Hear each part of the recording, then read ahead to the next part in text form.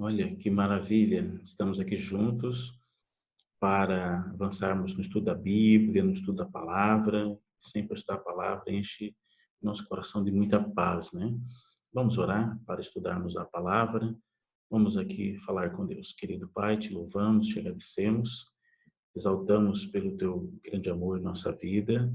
Pedimos que o Senhor continue trabalhando em nosso coração, trabalhando em nossa vida, que possamos juntos aprender um pouco mais de Jesus. Esse é o nosso desejo, nossa oração, em nome de Jesus. Amém. Hoje nós vamos falar aqui sobre a questão, a questão da essência do cristianismo, né? E vamos aqui crescer no estudo da palavra e que Deus fale conosco aí de uma maneira bem poderosa. Amém? Então, conforme João capítulo 14, verso 6, é o momento que respondeu-lhe Jesus: Eu sou o caminho, a verdade e a vida. Ninguém vem ao Pai senão por mim. Conforme o texto de Daniel capítulo 8, né, verso 12, nós vamos ler aqui Daniel, profeta Daniel capítulo 8, verso 12. E vamos ver aqui qual é a mensagem que Jesus tem para todos nós, né? Conforme aqui o verso 12, aqui diz, né? O exército lhe foi entregue com sacrifício diário por causa das transgressões e deitou por terra a verdade e o que fez prosperou. Então, conforme esse texto, vemos que um dos ataques de Satanás, principalmente, eram ligados ali à pessoa de Jesus, né? Satanás jogaria a verdade por terra e para fazer isso, ele usaria seus instrumentos contradizendo o que a Bíblia diz. Jesus é a verdade, é a pura verdade, né? E eu pergunto, será que Satanás pode jogar Jesus por terra? Claro que não. Jesus é o nosso único mediador, conforme o texto aqui de 1 Timóteo, capítulo 2, 1 Timóteo, capítulo 2, o verso 5, vamos ver aqui a palavra de Deus nos diz, né, porquanto há um só Deus e um só mediador entre Deus e os homens, Cristo Jesus, homem. Então o texto é bem claro, o texto bíblico, em apresentar que Jesus é o nosso único mediador. Apocalipse capítulo 12, verso 7, ali nos diz que houve peleja no céu. Miguel e os seus anjos pelejaram contra o dragão e também pelejaram o dragão e os seus anjos. Jesus estava ali. Outro nome que dá ali a Jesus é Miguel, que significa chefe dos anjos, né? É aquele que é igual a Deus. Então, houve guerra no céu, então Satanás não pôde ficar mais no céu. Antes, um anjo de luz, chamado Lúcifer, foi mandado para a terra. Houve guerra, mas ali Jesus já venceu. Quando Jesus estava para nascer, Satanás fez de tudo para atrapalhar o nascimento dele, mas ele não conseguiu atrapalhar. Mateus capítulo 4, que fala do momento em que Jesus já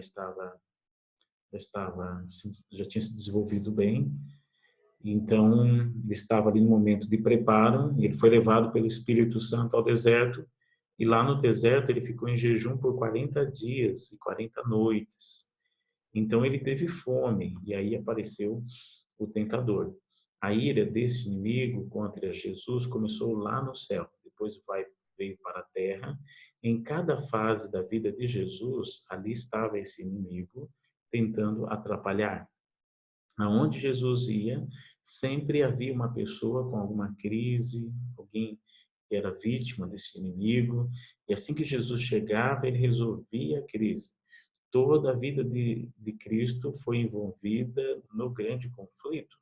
Satanás então desejou a morte de Cristo, mas também tentou fazê-lo pecar. Este inimigo tentou de todas as formas atrapalhar o plano da salvação, mas não conseguiu. Ele foi derrotado em tudo.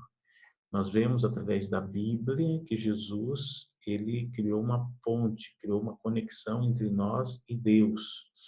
Em meio ao grande abismo que existia entre nós e Deus, Jesus, ele criou uma conexão. Conforme o texto de 2 Coríntios, capítulo 5, verso 17, vamos ler aqui o texto de 2 Coríntios,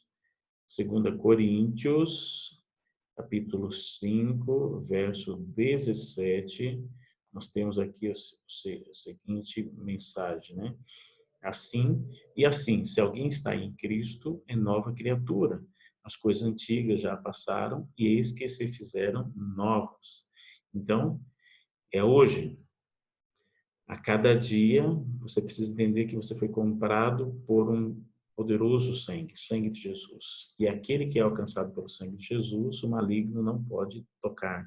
Quando Cristo morreu na cruz, Satanás estava definitivamente derrotado. Então, o que ele fez? Já que não conseguiu atrapalhar a execução do plano da salvação, ele mexe na verdade sobre Jesus. E essa verdade influencia a vida daqueles que querem segui-lo. Então, o alvo agora somos nós. Somos eu, somos você, né? Mas a Bíblia nos diz que Cristo é o único mediador.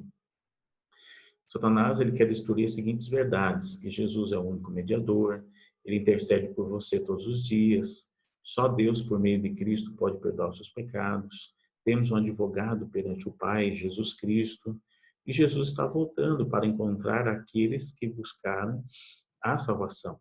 Jesus venceu todos os conflitos entre o bem e o mal. E quando morreu na cruz, ele nos garantiu a vitória. Em Jesus, nós somos mais que vencedores, né? E o sangue de Jesus tem poder para expulsar Satanás da vida de quem quer que seja. Creia, então, que existe poder no sangue de Jesus. Se você crê assim, abra o coração para que a verdade seja restaurada em sua vida, para que a verdade continue sendo poderosa na sua mente, no seu coração.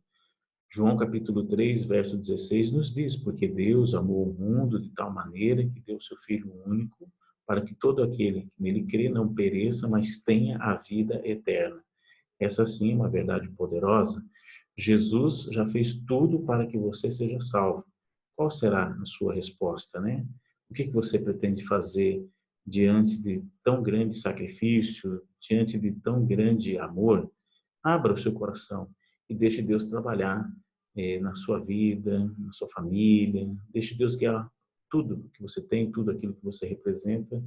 Essa é a nossa prece, essa é a nossa oração, né? Vamos orar. Querido Pai, queremos depositar em Tuas mãos tudo que somos, tudo que representamos e pedimos muito que o Senhor esteja conosco, continue guiando, continue abençoando, continue falando conosco.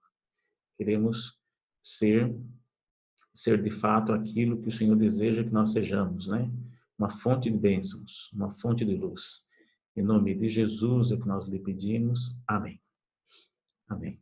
Fiquem todos com a bênção, né? E todos na paz do nosso bom Deus.